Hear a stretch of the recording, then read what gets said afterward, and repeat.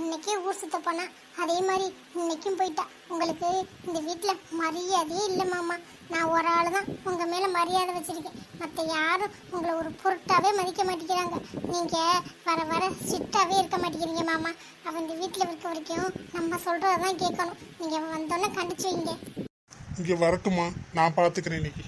ஆமாம்மா, அவளை நம்ம கண்ட்ரோலில் தான் வச்சுக்கணும். இங்கே வீட்டை விட்டு போயிட்டானா அவளை பற்றி நம்ம இதுக்கு கவலைப்பட போகிறோம். இங்கே இருக்கிற வரைக்கும் நம்ம சொல்கிறதான் கேட்டுட்டு இருக்கணும். அவளுக்கு சப்போர்ட்டுக்கு சஞ்சய் மாமா கூட வர மாட்டாங்க. இவங்க 2 பேரும் இங்கே திறக்கவே உட்காந்துருக்காங்களே.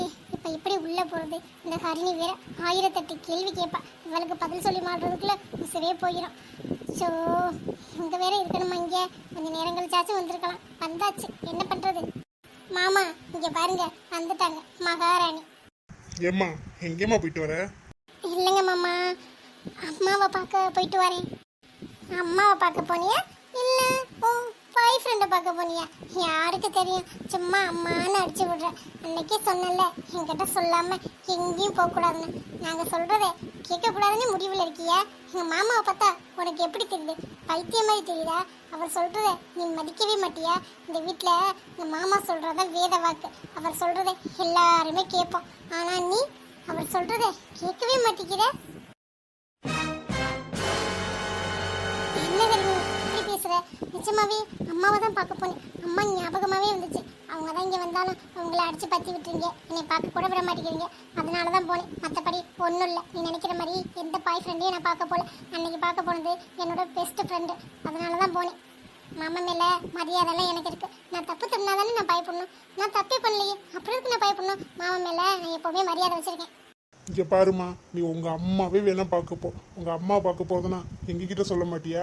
இந்த வீட்டில் எதுக்கு நாங்கள் இருக்கோம்? நீ பாட்டுக்கு வர்ற போகிற, இது என்ன சத்திரம் நினச்சிங்களா?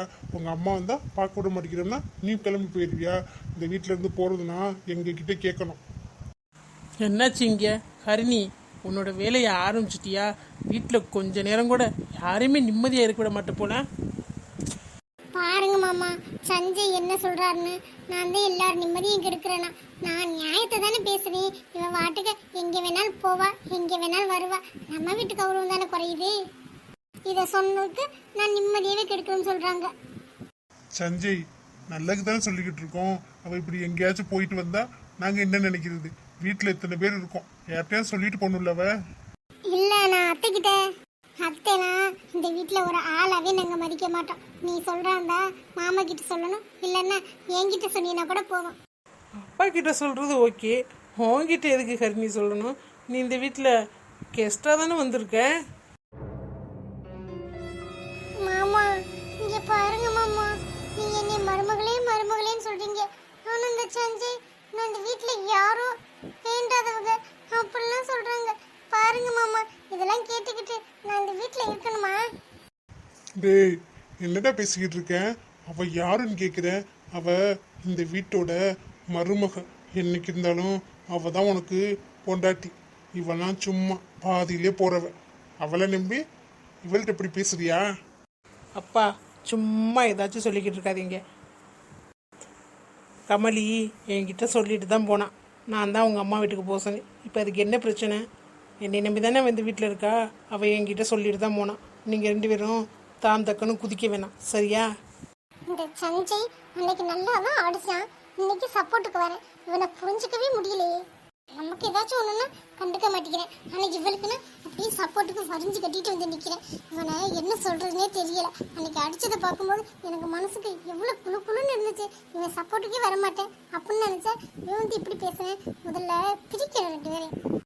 கமலி அவங்க கேட்கும் போதே என்கிட்ட சொல்லிட்டோன்னு சொல்ல வேண்டியதானே? போனி முதல்ல உள்ள. இல்லை சஞ்சய், அதெல்லாம் ஒன்றும் இல்லை, அப்புறம் பேசிக்கலாம். நீ உள்ளே போ. ஆமாடா, இப்படியே ஒன்றும் இல்லாதவளுக்கு வக்காலத்து வாங்கிட்டு திரி. ஏமாம்மா, அவங்க வீட்டுக்கு தான் போனாங்கன்னு என்ன நிச்சயம்? அன்னைக்கு மாதிரி அவங்க பாய் ஃப்ரெண்டை பார்க்க போயிருந்தா உங்களுக்கு தெரியாது. அவங்க பாய் ஃப்ரெண்டை பார்க்க போனதெல்லாம் உங்களுக்கு தெரியுமா? ஹரிணி சும்மா ஏதாச்சும் சொல்லிக்கிட்டு இருக்காத. அவளோட ஃப்ரெண்டு எனக்கு நல்லா தெரியும். எப்பவும் 3 பேரும் ஒன்றாவே சுற்றுவாங்க. அதெல்லாம் தப்பாக நினச்சா சரி வருமா? எனக்கு அவங்க ஃப்ரெண்ட்ஸை பற்றி நல்லா தெரியும். சும்மா அந்த கோழு முட்டுற வேலையெல்லாம் வச்சுக்காத. ஒழுங்கு மரியாதையே போயிடு. சஞ்சய் நம்மளை பற்றி இவ்வளோ நல்லா புரிஞ்சு வச்சிருக்காரு. ஆனால் அன்னைக்கு மட்டும் ஏன் அப்படி பேசினாரு புரிஞ்சிக்கவே முடியல வர. பாத்தீங்களா மாமா, சஞ்சய எப்படி மாத்தி வச்சிருக்கான்னு. கொஞ்சம் விட்டோம் அப்படியே சஞ்சயை இழுத்துட்டு தண்ணி கொடுத்துட்டு போனாலும் போயிடுவோம் மாமா.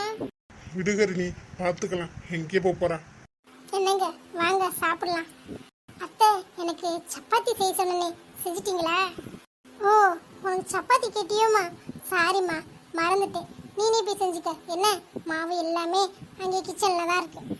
மாமா பாருங்க மாமா. ஏண்டி, புள்ள கேட்ட செஞ்சு கொடுக்க வேண்டியதானே, அவளை போய் செய்யுங்கிற? யாருக்கு என்ன இந்த வீட்டில் பிடிக்குதோ, யார் என்ன இந்த வீட்டில் ஒரு மனுஷியை மதிக்கிறாங்களோ அவங்களுக்குலாம் நான் செஞ்சு கொடுக்கலாம். என்னையெல்லாம் ஒரு பொருட்டாவே இந்த வீட்டில் மதிக்கிறது இல்லை. அவங்களுக்குலாம் நான் எதுக்கு செஞ்சு கொடுக்கணும்? என்னெல்லாம் செஞ்சு கொடுக்க முடியாது. வேணா அவளை செஞ்சு சாப்பிட சொல்லுங்க, இல்லைன்னா அவங்க வீட்டில் போய் சாப்பிட சொல்லுங்க. பேசுனதுக்கப்புறம் கேட்டுட்டாங்களோ, அதான் இப்படி பேசுறாங்க. வர வர இந்த அத்தைக்கும் கொழுப்பு அதிகமாயிடுச்சு. என்ன தப்பா சொல்லிட்டேன்? இவங்களை தான் இந்த வீட்டில் மதிக்கிறதே இல்லையே. உண்மைதானே சொன்னேன். சொன்னதுக்கு எனக்கு சாப்பாடு செஞ்சு தர மாட்டாங்களா? இருக்கட்டும் இருக்கட்டும், எல்லாம் அவ இருக்க வரைக்கும் தான் ஆடுவீங்க.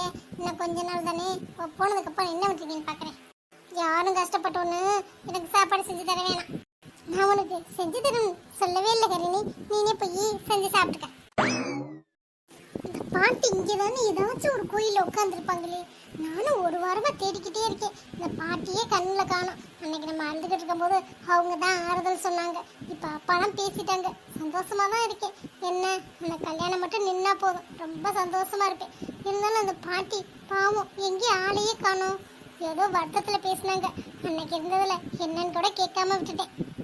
அம்மாடி பொண்ணு, நல்லா இருக்கியாம்மா? பாட்டி, உங்களை தான் ஒரு வாரமா தேடிக்கிட்டே இருக்கேன். எங்கே பாட்டி இப்போ நீங்க? ஆளையே காணோம். அன்னைக்கு நான் அழுதுகிட்டு இருக்கும்போது நீங்க தானே ஆறுதல் சொன்னீங்க. அதுக்கப்புறம் உங்களை பார்த்தா காணுமே காணோம். நீங்களும் சோகமா இருந்தீங்களா? சரி, என்னாச்சு? உங்களை பத்தி கேட்கவே இல்லை. எங்கே பாட்டி போனீங்க? இல்லம்மா, என் பேரனை பார்க்க போனேன். அவன் தான் என்கிட்ட பேசவே மாட்டேங்கிறாம்மா. என்ன பாட்டி சொல்றீங்க? உங்க பேரனா? என்னை கூட கல்யாணம் பண்ணிக்க சொன்னீங்களே, அந்த பேரனா? ஆமாம்மா, பேச மாட்டேங்கிறாம்மா. அவங்க அம்மா லவ் பண்ணி கல்யாணம் பண்ணா. பெத்த மனசு அப்போதைக்கு ஏற்றுக்கல.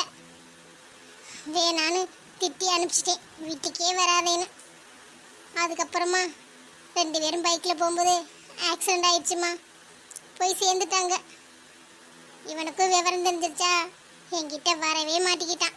எங்கள் அம்மாவை நீ தான் கொன்னேன், எங்கள் அம்மா அழுது எழுதி செத்து போயிட்டாங்க அப்படின்னு சொல்லி ஏதோ சொல்லி இன்னைய வரைக்கும் பேச மாட்டேங்கிறாம்மா. என்ன பாட்டி சொல்றீங்க? அவங்க பண்ணது தப்பு தான். நீங்க கோவத்துல ஒதுக்கி வச்சிருப்பீங்க. அதுக்காக நீங்க என்ன பண்ணுவீங்க? உங்களுக்கு பொண்ணு மட்டும்தானா, பசங்களும் இல்லையா? பையனா இருக்காமா. கல்யாணம் பண்ணிட்டு குழந்தை பிறந்து சின்ன பிள்ளையில பார்த்தது. அதுக்கப்புறம் குழந்தை பிறந்ததுக்கப்புறம் பொண்டாட்டி செத்து போயிட்டா. சரி, பிள்ளைய பார்த்துக்க ஆள் வேணுமேனு இன்னொரு கல்யாணம் பண்ணி வச்சம்மா. பிள்ளைய தான் பிள்ளையா பார்த்துப்பானு. ஆனால் அவ தான் பிள்ளையா பார்த்து கட்டினாலும் பரவாயில்ல, ஒரு மனுஷிய கூட அந்த குழந்தைய மதிக்கலம்மா. பாவம். அதோட திட்டுனேன். என் பிள்ளைகிட்ட இல்லாததெல்லாம் சொல்லி பிரித்து கூட்டிகிட்டு போயிட்டாம்மா. இதையோட எத்தனை வருஷம் ஆச்சு அவங்களெல்லாம் பார்த்து. இனிமே நான் பாப்பானா பார்க்க மாட்டேனோ அதுவும் தெரியலம்மா. என்ன பாட்டி சொல்கிறீங்க? உங்கள் பையனை பார்த்து எத்தனை வருஷம்? 10 வருஷம் இருக்குமா? இல்லைம்மா, 20 வருஷம் இருக்கும். நேரம் என்னோட பேத்திலாம் பெரிய பொண்ணா வந்திருப்பா. கல்யாணம்லாம் பண்ணிட்டாங்களோ என்னமோ தெரியல. என் பையனும் என்னை பார்க்க வரல, நானும் அவனை தேடலம்மா. என் பையன் என்னை பார்க்கறதுக்கு தான் ஆசைப்படுவான். அந்த ராட்சசி விடணுமே. என் பேத்திக்காக கல்யாணம் பண்ணி கடைசியில் என் பேத்தியவே பார்த்துக்க மாட்டேன்னு சொல்லிட்டா. மறுபடியும் அவளுக்கு ஏதோ பொம்பளை பிள்ளை பிறந்திருக்குன்னு கேள்விப்பட்டேன். அதுக்கப்புறம் அவங்க எங்கே போனாங்க என்னன்னு யார் மூலியமாகவும் தெரியல. நானும் அதோட விட்டுட்டேன். என்னோட பேரனை தான் கெஞ்சிக்கிட்டே இருக்கேன். அவனும் என்னை புரிஞ்சிக்கவே மாட்டேங்கிறாம்மா. என்ன பாட்டி சொல்றீங்க? அப்ப நீங்க தனியாவா இருக்கீங்க? ஆமாம்மா, தனியாதாம்மா இருக்கேன். கோயில் குளம்னு அங்கன்னைக்கு எங்கன்னு அப்பப்போ படுத்துக்கிட்டு இருக்குத சாப்பிட்டுட்டு அப்படியே காலத்தை ஓட்டிக்கிட்டு இருக்கம்மா. ஒட்டிக்கிட்டேன். எனக்கு எதுக்கு வீடு வாசல்லாம், எல்லாம் ஊரில் கிடக்கு. அங்கே இருக்க பிடிக்கல. எல்லாரும் இருந்து யாரும் இல்லாத மாதிரி இருக்கேன்.